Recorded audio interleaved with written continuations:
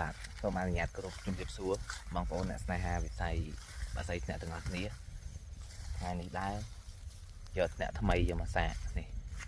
នៅភ្នំទេសភាពភ្នំអ្នកថ្មីថ្ងៃនេះគឺខ្សោយហើយបងប្អូនអើយហើយក៏អត់មាន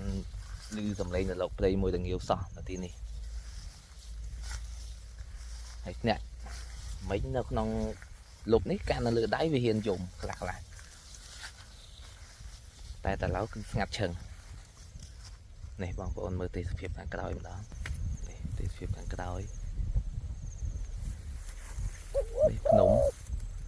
ម៉ូតូយើងនៅនោះ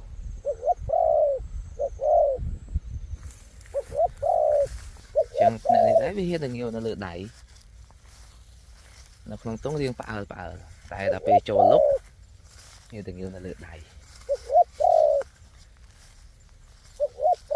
អញ្ចឹងនេះជាងលើកដើមមួយនេះបងប្អូននេះដើមមួយនេះរៀងវាលសំណុកអង្គុយទៅមើលឃើញតែអញ្ចឹងខ្ញុំសាកលើកមកផ្លែតសិនបានហើយជប់ទៅងាវសិន